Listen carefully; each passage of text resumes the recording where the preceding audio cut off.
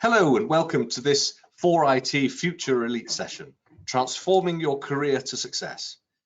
These Future Elite events provide a forum for inspirational leaders in IT to share their career story and offer advice and guidance to an audience of ambitious digital IT and change professionals. So our speakers today are Stuart Duthie, CIO at QualCity, and Claudia Woodhead, Transformational Program Manager at Barclays. Stuart provides interim senior leadership through QualCity, bringing to bear 18 years experience heading up technology functions.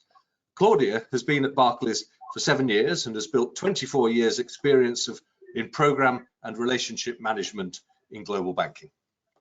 The presentations will last around 20 minutes each, and then the panel will take questions.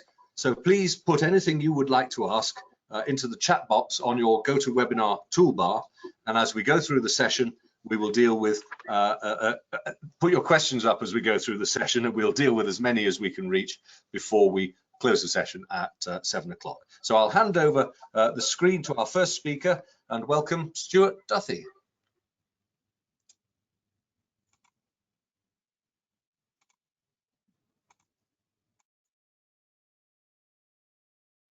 Hi, good evening. Now, hopefully if I press the right button, I should be able to do a screen share because I have got a couple of slides. So let's see if this works. No, that wasn't what I wanted to share, I don't think. I knew this was going to go well.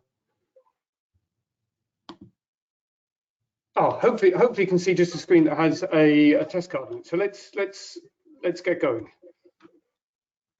That's the one we've got, Stuart.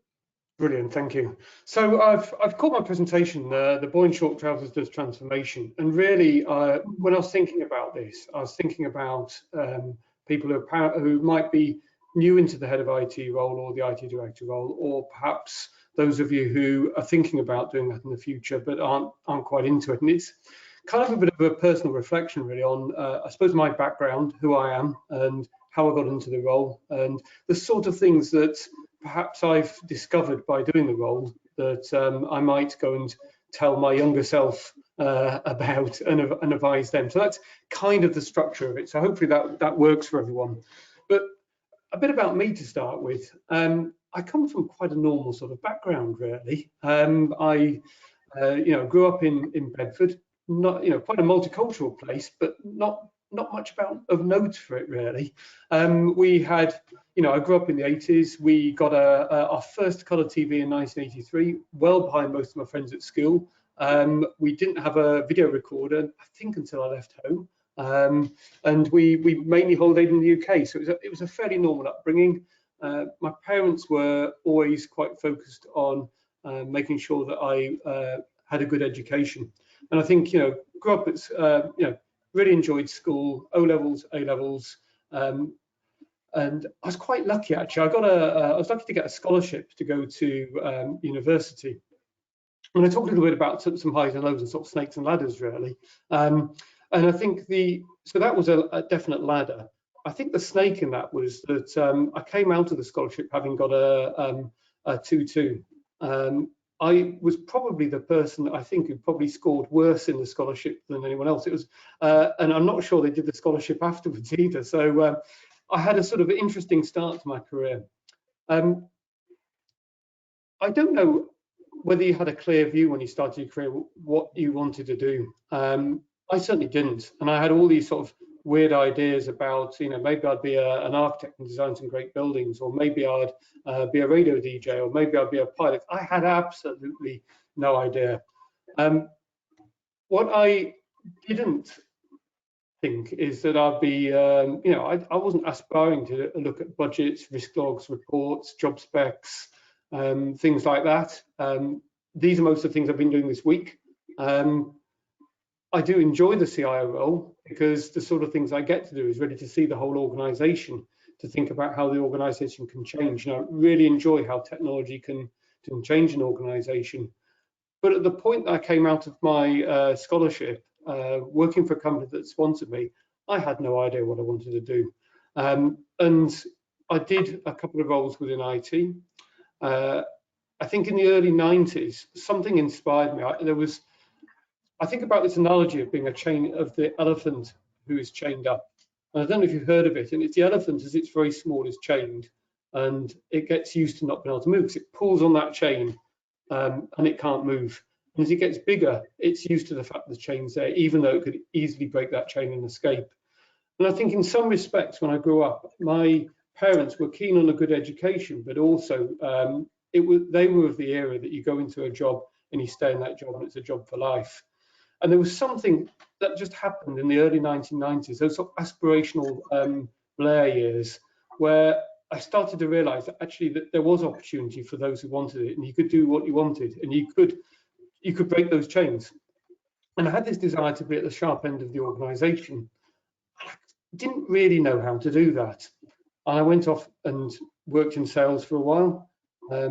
That didn't really work out. I was good at doing sales, but ended up working long hours. That caused other issues in my personal life. And I reverted back to IT really as a sort of safe place.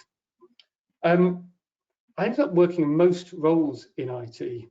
And then in probably the late 1990s, early 2000s, again, the Blair government put a lot of money into the government agenda. And I took my first head of IT role in local government. And this was an experience. I'd never done this role before, and suddenly had a team of about 10 people reporting to me. And I guess this comes onto my first story, really. I came out of working for a company that did, amongst other things, outsourcing. And I was a service delivery manager within that organization. So I was managing the service to their clients.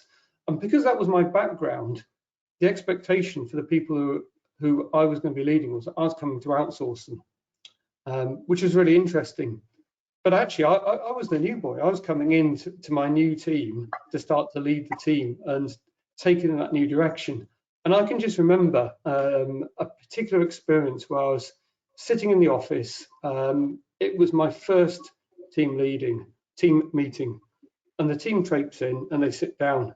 And it was a boy in the short trousers moment. You know, I was there in the headlights. What am I going to do? How am I going to come across as credible, experienced, the sort of leader that they can trust? And what I did was I acted. I didn't know what to do. I put on an act. And I became someone else for the period of that meeting, because I knew that I didn't have the skills. I knew I had to be someone else that they could trust as their leader. And it was a really interesting moment in my career, I think, and something I've always held on to. And I'll probably come back and talk a little bit more about that as we go through the presentation. Something else happened when I was doing this role as well. So we're doing a lot of work, but basically the e-government agenda was putting a lot of money into local government at the time. And so we had essentially a change program going on. But we also had an inspection regime where the government had appointed some inspectors really to make sure you were spending the money properly and that you were making progress. And I can remember I was in the car at the time, and I had a call from one of these inspectors, and he gave me a fair old grilling about what we're doing, about the progress we're making, about how we're spending the money and all that sort of stuff. And I was fiercely confident in what we were doing. And then the call ended, but I was in the car on hands-free. A little while ago, it was difficult to actually end the call, so I didn't end the call, and nor did he either. And what happened is he started talking to his colleague and went, you know what, I'm really worried about this. I'm really worried. You know, Stuart's saying the right things, but has he really got the backing of the organization? Can he really achieve this? And my reaction at the time was, yeah, of course I can. It's going fine, absolutely fine. But do you know what? Now I look back on that experience, I think, wow, that was really interesting. And I think actually their comments were spot on. Now, I wasn't mature enough in my leadership at that time to really understand what was being said or why he was saying that. But I think as I've gone on in my career, I've realized that actually the role of the CIO is not just about the delivery and getting things done, and the people that can, and the person to sort of be at the front, at the sharp end, and lead all that stuff. It's actually as much, or perhaps more important, to be building the capability, building the overall machine. And the way I think about it, I think if you're head of IT director, it's about building the capability within the IT team. So building that delivery machine, making sure the machine's got what it wants, which means, have the people got what they want to do to deliver the work that needs to be delivered. And I tend to think about that in terms of purpose, autonomy, and mastery. So have the team got that sense of purpose, the sense of direction? Do they know where they're going? Have they got the skills to be able to do that? And are you giving the autonomy? Are you devolving responsibility to allow them to achieve that and support them in doing that? But I think as you then move into the CIO role, I think that starts to become broader. I think that's more about building actually the capability within the organization using technology. So that becomes a broader thing. So that's been one of my learning experiences, I think, from being right at the start of my career and thinking about trying to get things done, being at the sharp end, being someone else, and sort of changing my approach. And I think that's come through really a number of experiences. So after doing the role within local government, I moved into social housing. Again, very, very lucky actually, because I came at a point where we had quite a lot of transformational work to do. And in the time I was there for about 6 years. We changed every single system that we had. We saved about 25% of our run costs, and a lot of process consolidation across the organization as well. And that's where I think my expectations of the role, my expectations of myself started to change, from being that person leading the team to being that person leading the organization. And in 2012, I think it was, I did a coaching course, and it was that really started to consolidate that building the capability, building the machine, and actually changed my perception of what leadership is, from being the person that needs to make the decisions to being the person that's leading however many brains you've got in your team. So, my teams have been a variety of sizes. Within local government, it was about 30. I've led teams up to about 90. With a team of 90 people, you've got 90 fantastic brains there, and then you're one brain. So we've got loads of ideas, loads of energy. And I think part of the role and part of my learnings, it's about really leveraging the capability within that team. I realize I've kind of gone through this presentation a little quicker than I thought actually. But so this slide is really starting to reflect back. What would I tell my younger self? What would I tell the boy in short trousers now? And I'll probably say a few things actually. There's a bit about, I think there's a bit about the cool kids aren't necessarily the cool kids. The cool kids at school don't end up being necessarily cool in their careers. And I say that because there's been a couple of times in my career where I've ended up in positions which I found quite uncomfortable. And I think separating that sense of discomfort, that sense of being the boy in the short trousers, from actually a situation perhaps that just isn't right and where you don't fit. And I had an experience of that with an organisation. And looking back, it was quite apparent from day one that I was the uncool kid amongst the cool kids. And it didn't work out. And I think that, and I included on my list, you won't win every time. You don't win every time. But trying, succeeding, and learning when you don't succeed is really important.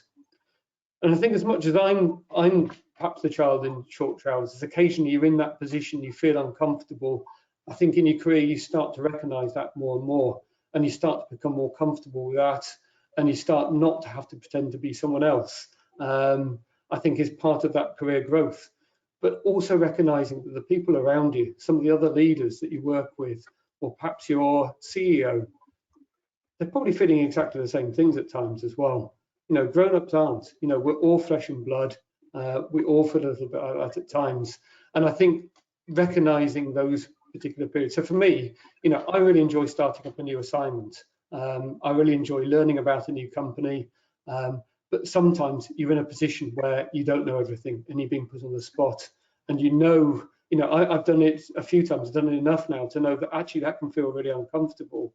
But to accept that it feels uncomfortable, to know why it feels uncomfortable, and to know that it's not going to be uncomfortable forever, I think is really important. So I think, I'd be talking to my younger self in the short trousers a bit about that. I think one of the other things that I'd mention as well is to kind of stay true to yourself.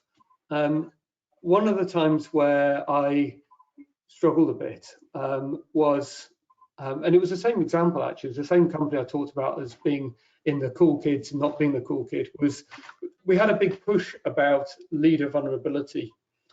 And I found that really difficult. And I have to say, I probably got a bit knocked off course. And I lost my normal leadership mojo a bit by that. My advice would be, keep true to yourself, keep true to what you know. Yes, these things are important. They're great to reflect on, but they might not work for you. And the piece about leadership vulnerability didn't really work with me particularly well. But I think above all else, what other things would I share? I think it's really important when you're selling things to your board, your colleagues, your senior management team, to your teams, to really tell the story. And I struggled to start with in my career as to what that really meant. And I think when you put together your strategies or your approaches or your projects, you'll have been through quite a lengthy thought process to think about how you're going to do that and how you're going to justify that new structure and what the costs are going to be and all that side of things. But the people you're talking to probably haven't. So there's a need to take them through that journey to explain how your idea is going to work from a business point of view. So how does that new process work? What do people need to do? How's it going to contribute to the success of the business before you get on to the nuts and bolts of how that's going to work? It took me a while to get there with that, but I think that's been hugely helpful. I think secondly, understanding networking. And this is linked to the next point about being resourceful. When you're the boy in small trousers, there's times where you feel perhaps a little bit short of resourcefulness. And I found networking hugely helpful for that. But it took me a while to understand what it was. And what it isn't is a route to your next job. It might be, but it's not that at the start. What it is a great network of people who've got particular experiences, but it only works. You only get back what you put into it. I was involved in setting something up which was originally called the Northern IT Leaders Group, and I found that hugely useful for testing ideas, finding out about things, speaking with people who've perhaps got experiences that I don't have, but also I try and put in as much as I get out. I try and make comments, put in thoughts, observations, whatever it might be. And because I know sometimes those will resonate, sometimes those won't. So I've personally found that hugely helpful. And I think my last piece of advice for the boy in short trousers would be based on an experience I had with a leadership interview fairly early on when I was trying to get into those leadership roles. And I remember it clearly. It was in a hotel. I was meeting the chief executive and the chief people officer. And I sat down and the chief executive talked for probably 3 minutes about what the organization was going to do and then handed over to me.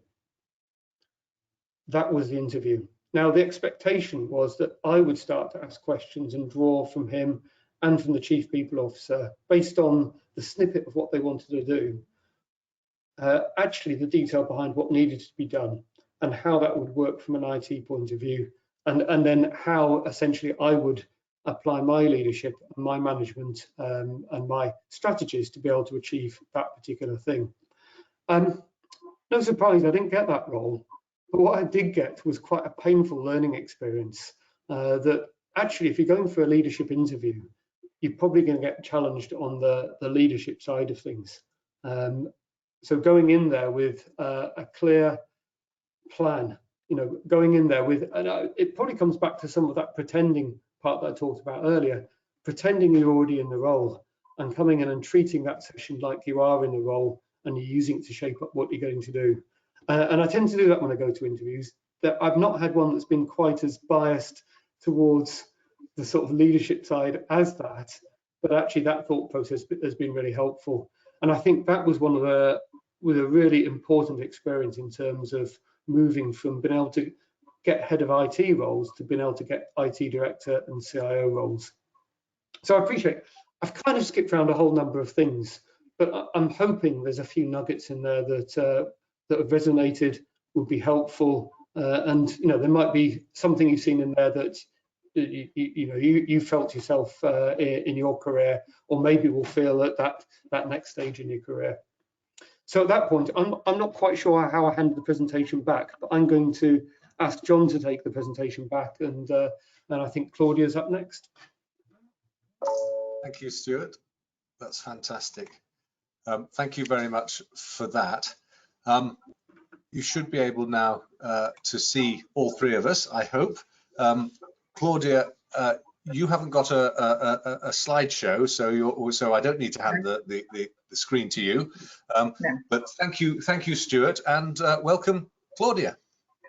Thank you very much. Thank you. Well, I'd like to say thanks very much, Stuart, for that. I found your candor really refreshing. There's a lot of things that you said that I resonated with, and there's actually a few things I learned, and I did actually make notes as well on a couple of things.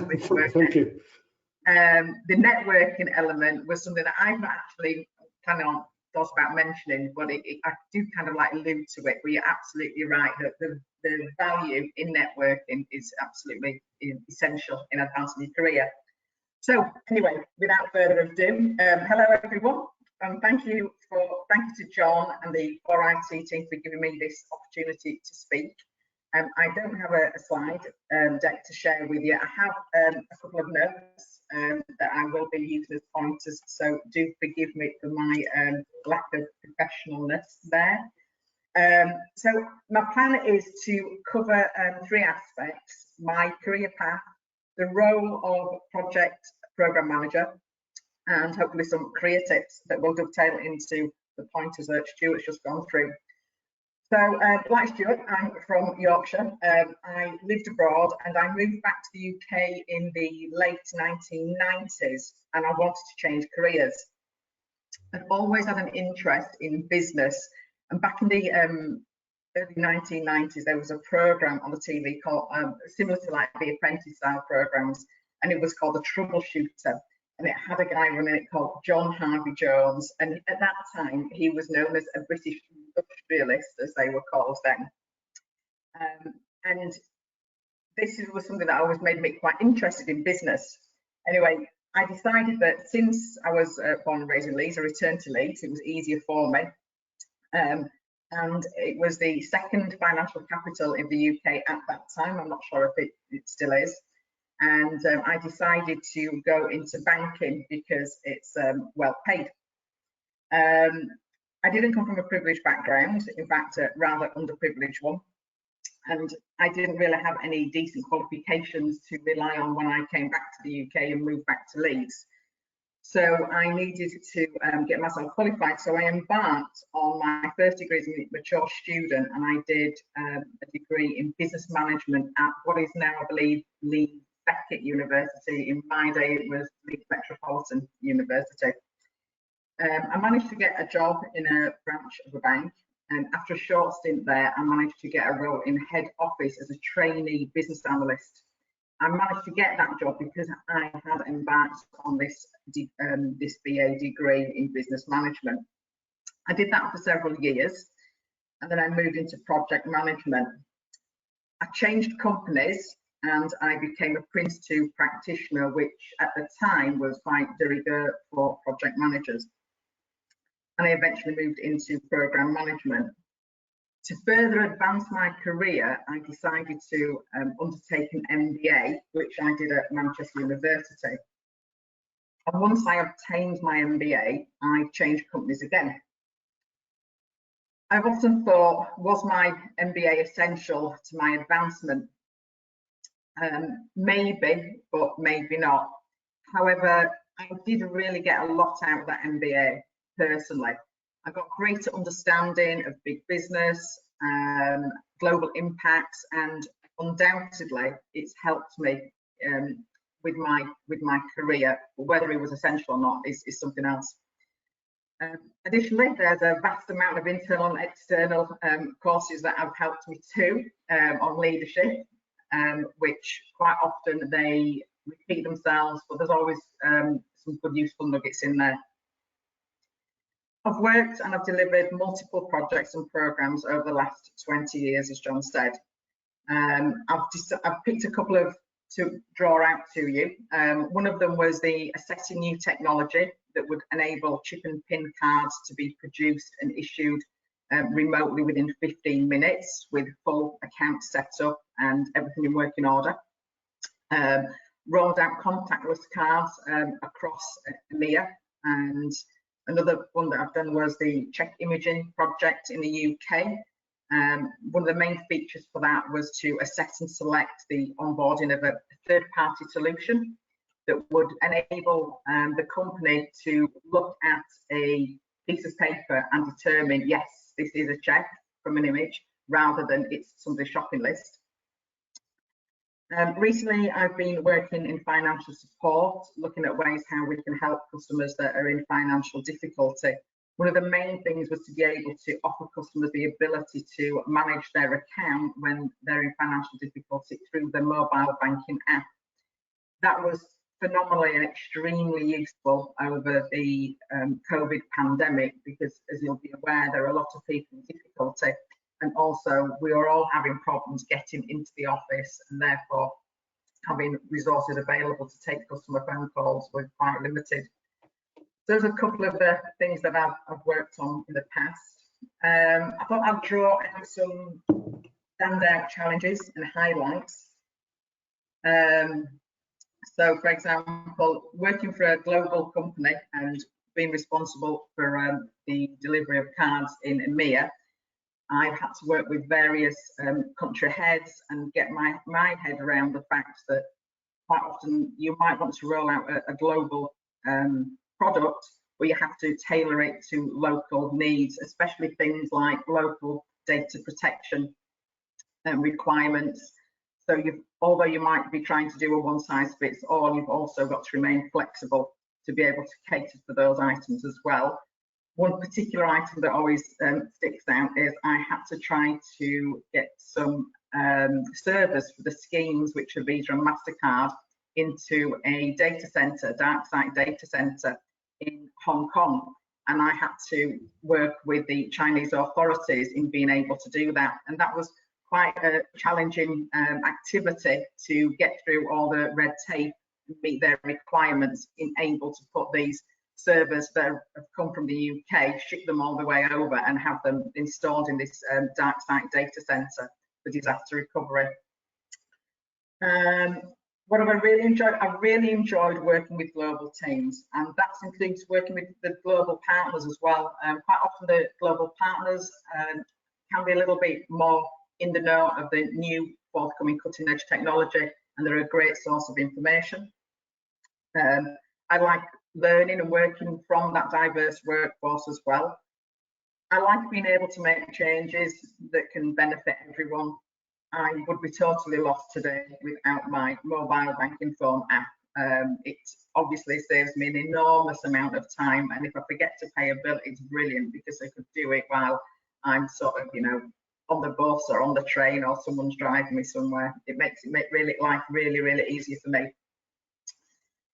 Of course, being in the role that I have, I've got the opportunity to work with these new technologies. It's usually working with new technologies and decommissioning the old ones. And at the moment, there's a lot of current focus, moving away from the company built and owned solutions, more to third-party built and owned solutions. So this is things like the customer relationship management system of Salesforce is very big at the moment. And I guess most people are already aware of things like cloud computing and what the benefits that can give to companies, be it national or global. I've given a bit of thought to the positives of project and program management, the negatives. So on the positives, what I really like is the fact that each program is different. You've got different drivers, you've got different stakeholders, different technologies, even different locations. You've also got the opportunity to be an individual contributor and team player, and you're constantly learning. Some of the negatives I would draw out was there's many things that you start but don't actually come to fruition. Strategies change, budgets are pulled, and you can put a lot of effort and time into something that goes nowhere. It's just something that you have to live with. You have to work sometimes with very difficult and challenging stakeholders. Amazingly, even though you work in change, a lot of people don't really like change. You quite often have to work with limited resources. You have to be creative on how you get things done with those limited resources. And there's also quite often a lot of bureaucracy, quite often sometimes politics to navigate as well. But generally, what makes a good project manager? So I think you've got to be organised, you've got to be methodical, a good communicator, you've got to like working with people, you've not to be too sensitive, and you've got to like change. You've got to be comfortable in not knowing all the answers up front, but you need to be equipped to either know all the right questions, or if you don't, know somebody who does.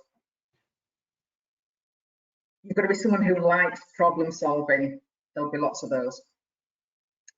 One of the things that's really important is trust.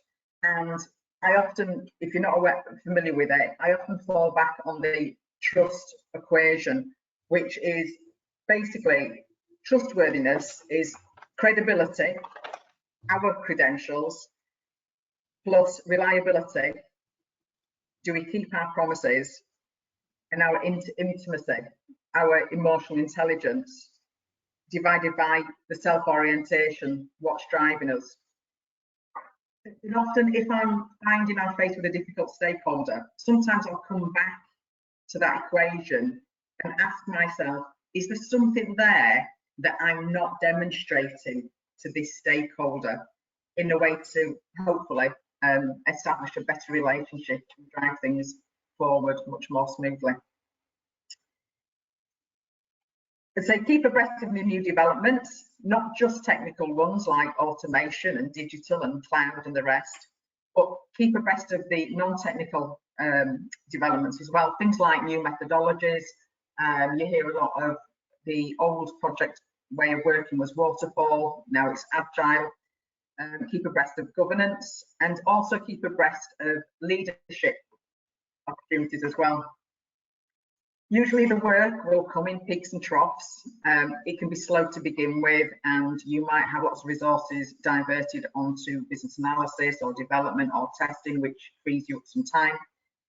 You might have several projects on the go at various stages, which effectively smooths out your workload. At times, work will encroach on your personal life.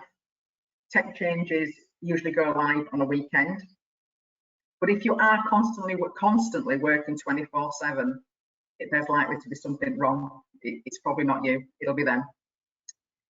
Program manager builds on a project manager. You've really got to have excellent communication skills. You've really got to influence without authority.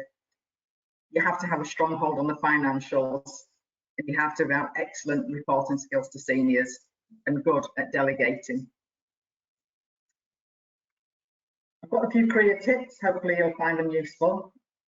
So, unless you're related to someone senior or play golf at the right club, you need to be visible beyond your line manager and your immediate team.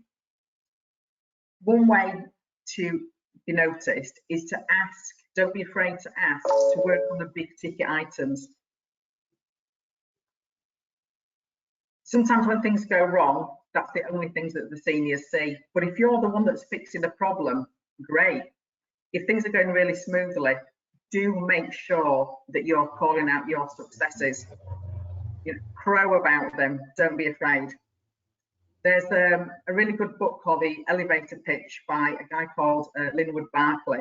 I found that really useful in being able to concentrate the mind on how you might want to self-publicise yourself given the opportunity. Be your best cheerleader. If you don't believe in yourself, why would others? Learn to motivate yourself. It's your world. Have a plan of where you want to be in 2, 5 or 10 years. You can always change the plan. It's not set in stone, but without a plan, you run the risk of stagnating.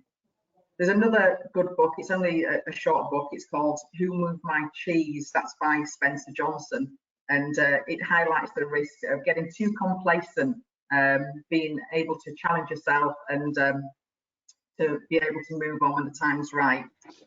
Another book that I read recently was Banking on It by Anne Bowden. Now, she's the lady that started the Starling Bank. Found that a real interesting read. She came through as quite a human person. Some of her frailties came through as well, the things that bothered her, the mistakes that she made. But it was amazing to think that this ordinary woman from a small Welsh town with no background or influence could start this revolution in the online banks. She's not without the problems, but she remained focused and determined. I wouldn't say that she got everything right, but it's quite an interesting read, and I found it quite encouraging to read that. Keep a list of what projects you've worked on. List the things that went well, but also list the things that didn't and what you did to remedy them. They're really useful when you go for a job interview. When someone says, give me an example of when, and you can say, yes, here's a time when something went wrong, and this is why, and this is what I did about it, and this was the positive result, hopefully. So it can be about business, it can be about technology challenges, or it can just be about people challenges. Get yourself a mentor or a sponsor where you work, somebody who will look out for you for any positive opportunities for you. Make it a two-way relationship. If there's nothing you can do for them, at least you can highlight the fact that they're trying to nurture the talent of the future, and they're willing to share their expertise. Always self-reflect on what motivates you, and I do this not that regularly, but regularly enough.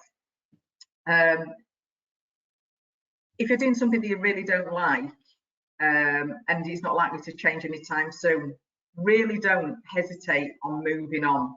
I think that's one of the mistakes that I've done. I'm a bit of an optimist, really, and I keep thinking that things will get better. Not that things might be terrible, but I think things might get a little bit better. And sometimes I should probably move on a little bit sooner than I do. There's another good book, if you've not read it.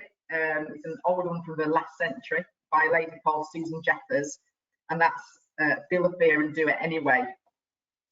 Again, now and again, I pick up that book and remind myself and give myself a bit of a motivational pep talk to pull my socks up and move forward rather than stagnate. Another book that I often like to pick up now and again is a book by a lady called Kim Scott called Radical Candor. And Stuart epitomised this with his honesty and his openness with regards to his career and the challenges that he's faced. He'll tick all the boxes. I think Kim Scott would be proud of you, Stuart. She also talks about things like rock stars and superstars, and she says things like, you know, with your team, you're going to have people that don't want to, you know, rock it all the way to the moon, but they're good, solid workers, great knowledge, dependable, and you need those people as well as the ones that think out of the box and are shooting to the moon. That's another good book to read and to think about your place, and if you are a leader, the team that you're leading. I thought I'd finish on a couple of quotes.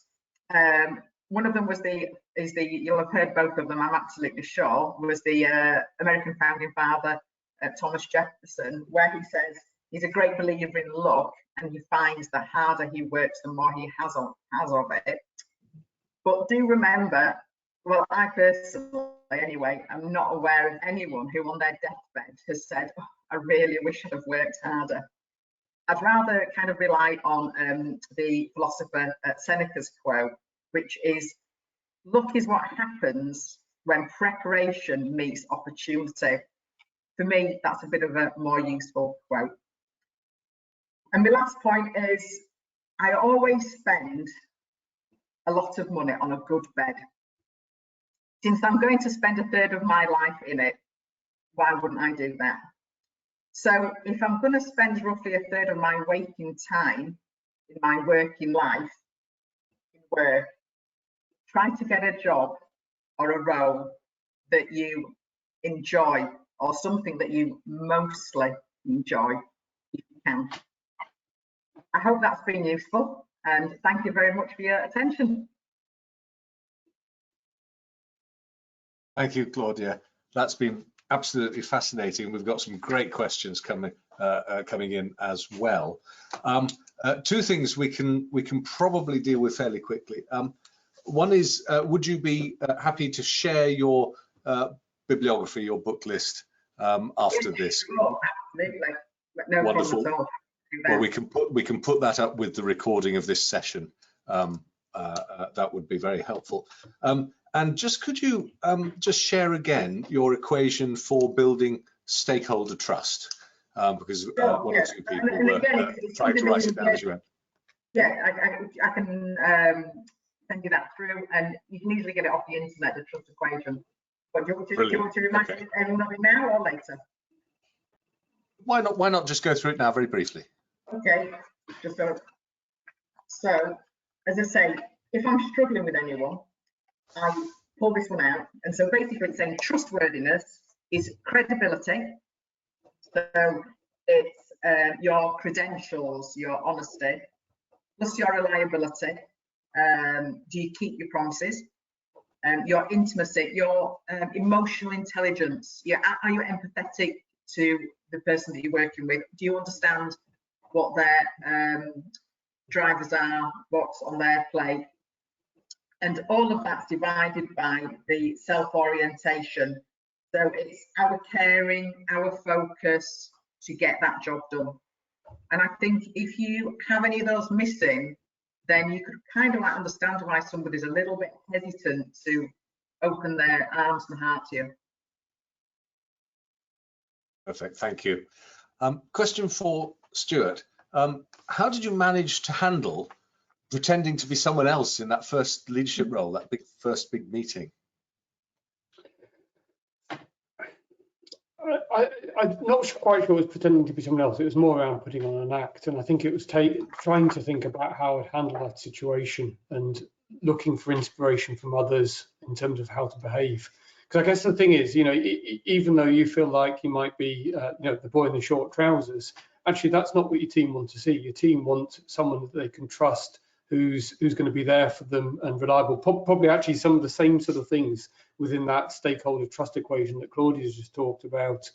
So I wouldn't advocate it as a general sort of management style, but I think sometimes you need something almost to sort of base that meeting upon. And I was new to it. I had nothing else to draw on. So I was thinking, well, how do I want to come across? How do I want to be seen? How have I seen that worked in other leadership situations? And I literally I adopted that for the meeting, and it got me through the meeting. Now, as I got to know the team better and was in less uncomfortable situations, then that allowed me to be much more myself. But I just needed something to be able to get through that first session. So I don't know if that answers the question. Hopefully it does. I think if I can just jump in, for me, it reminds me of the statement, "Fake it till you make it," and it's a legitimate strategy for when you're in a situation that's new to you or you feel uncomfortable. So it worked for many people as that fake it till you make it. Fake it until you make it. Good advice. A lot of leadership training involves the advice to be authentic. Question: how can you reconcile that training with this idea of, well, to adopt your phrase, faking it till you make it, or the pretending to be somebody else? Claudia. So faking it till you make it is not being unauthentic, as it were. It's just pretending you've got a bit more experience than you probably really have. Or it might be a case that you might have that experience, but you're just not that experienced in demonstrating it. So for me, I am, you know, when you say be authentic, we all work with people that have different agendas. But I'd like to think that myself and most of the people that I work with are doing the things that are right for the business, that they have that honest view of trying to do what's right for our customers and clients and colleagues, and they're at the forefront. So it's a kind of like leaving no man behind, and bearing that in mind with the decisions that you're making and the actions that you take. And I think if you do that, then you can only be authentic to yourself. Stuart, can you add to that? Yeah, I think it's I suppose I'm just trying to sort of collect my thoughts together, really. I think it depends what we mean by authenticity. I think there's I don't want to confuse this with sort of honesty, because I think it is, you need to be honest about a situation and provide good, honest leadership, good, honest feedback. So you know, I think that part's important, and that consistency is important. But you know, people want to see someone they can trust, and I think in that, going back to that situation, it was about as much adopting the right sort of style in that meeting, and if you like, there's certain things I was uncomfortable about how I was going to handle it, adopting enough to be able to handle those without losing what I am, if you like, and being able to form those relationships. So I think it's a balance. Thank you. Here's an interesting one. We hear a lot about social mobility and barriers to progress. How did you find that? You've both described coming from modest backgrounds. Did you have any barriers of that sort in your experience? And also, how important was your personal choice, the decision you made to advance in your careers? Stuart, do you want to start that one off? Oh gosh, yeah. I have to say, I think I've probably been quite lucky in terms of the sort of social mobility part of it. And yeah, you know, I'm not from a well-off background, but I don't think it's been to the point of being difficult, if you see what I mean, in that regard. You know, I've had I suppose the luxury of being able to choose where I live, where I work, and that side of things. So that's been great. So the second part of it was about choice of career. So can you just refresh me on that one? Yes. How important was it? How important was the choice that you made to advance when you chose that you wanted to become more senior? How important was that in terms of your actual progression? I think, yeah, I think it was important. In some respects, probably a distraction as well.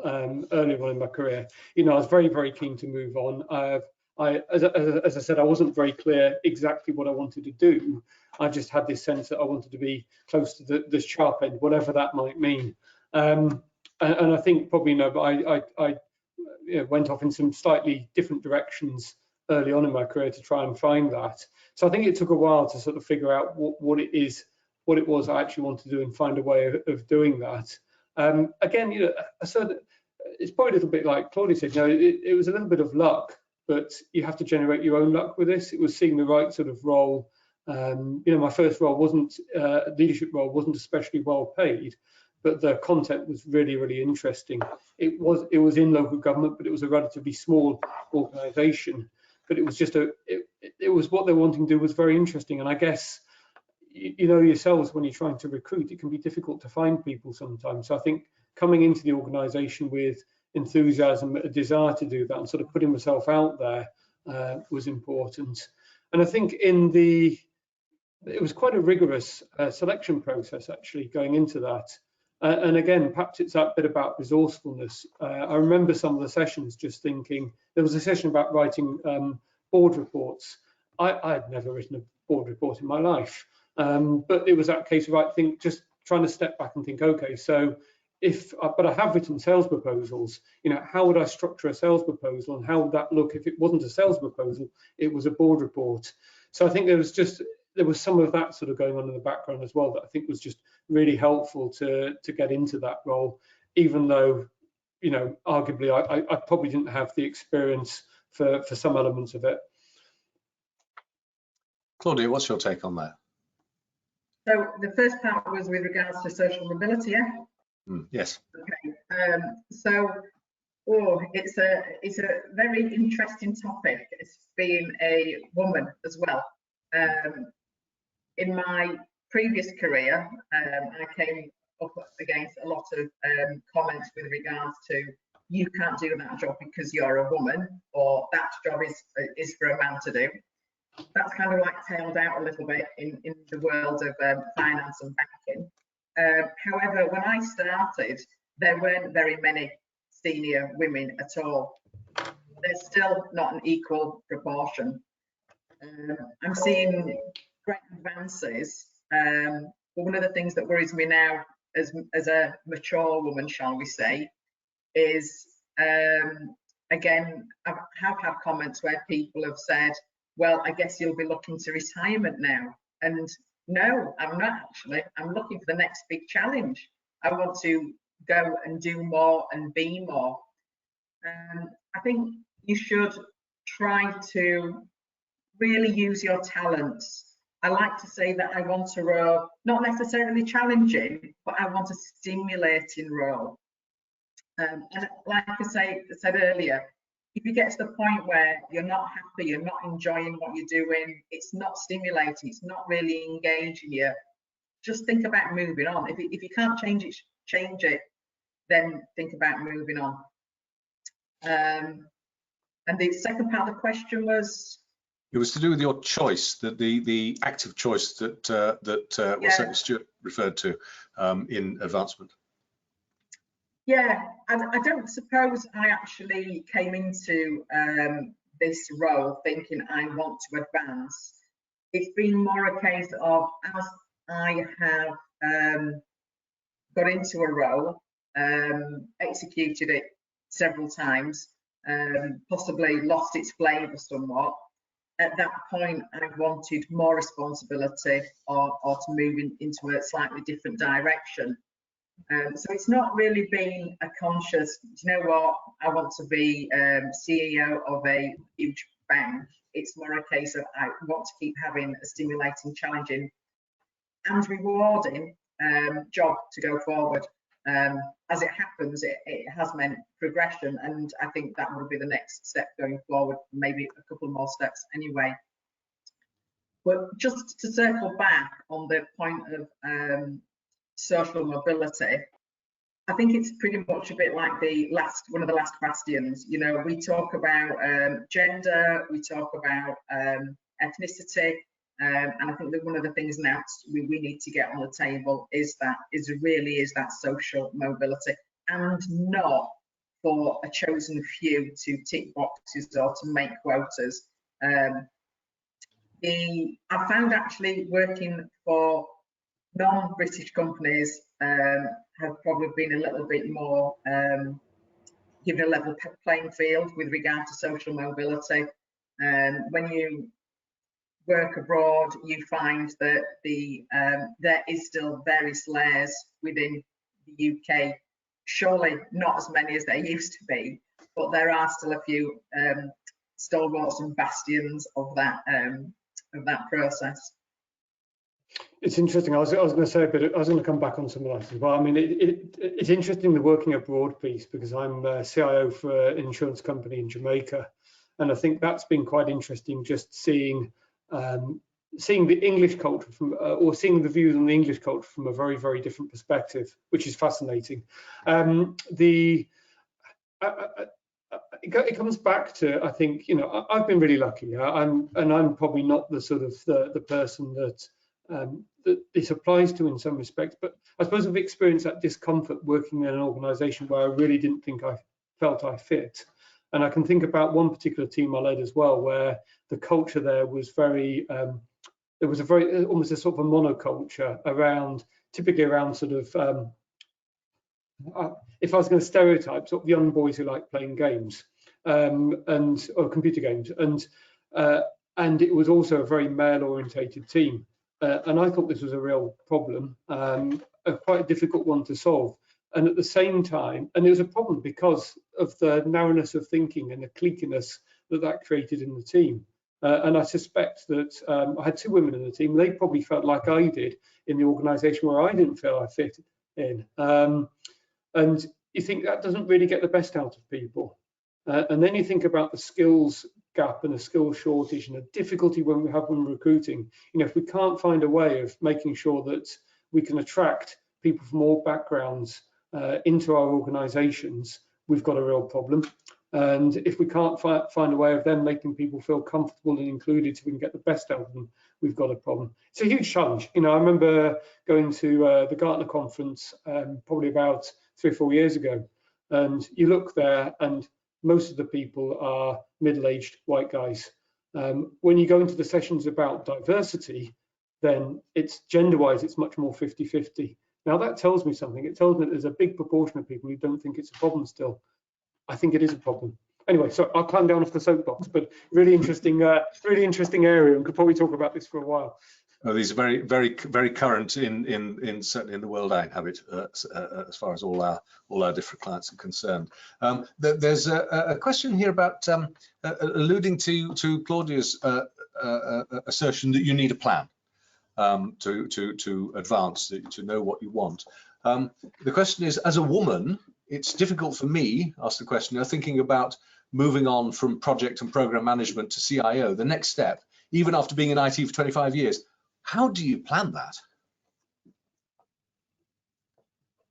Oh, that's a good question. And probably I could like the answer myself. I think it's just really what I was saying is generally have a plan. Think of where you want to be. As I say, let's say 2 years time, where you want to be. Let's say you want to be in a particular role in 2 years time. Work out, do a skills analysis, work out what skills you have, work out what skills you're missing, understand what skills you will need for that role, work out how you're going to get them.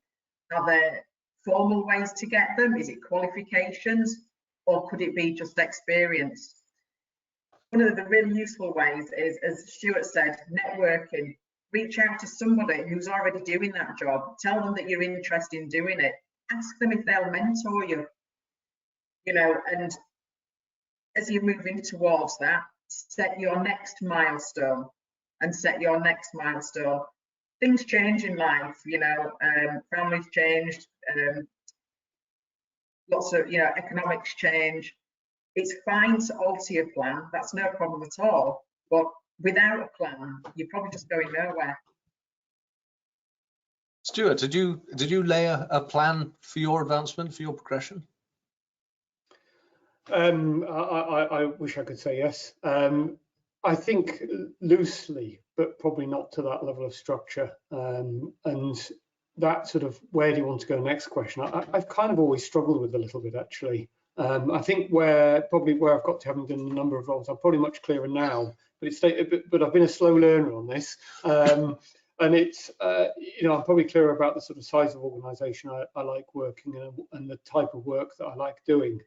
I've got certain things I'd like to get more involved with around perhaps sort of non-exec type roles where I think I can add value, because I think there's growth opportunities there for me, learning opportunities there for me, as well as I think I've got something that I can offer back.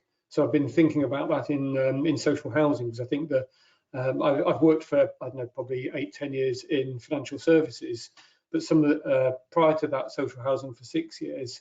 And I think I've still got a reasonable knowledge, because I did a lot of stuff in social housing, but also the knowledge of what regulation looks like, what perhaps more mature organisations look like, in a way that it really applies well to some of the regulatory changes that are coming up in social housing as well. So for me, that I want to look at that now, because I think that I think I've got something to give, and that will help. I think there's a mutual benefit there.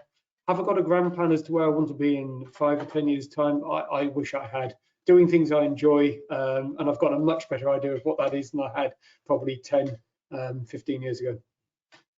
Doesn't sound like a bad plan to me. We're running out of time. We have a good handful of questions that we haven't had time to reach, but I'm very pleased to say that both Stuart and Claudia have offered and volunteered to deal with them in writing. So I will share them with you, and we'll put up their answers with the recording of this session.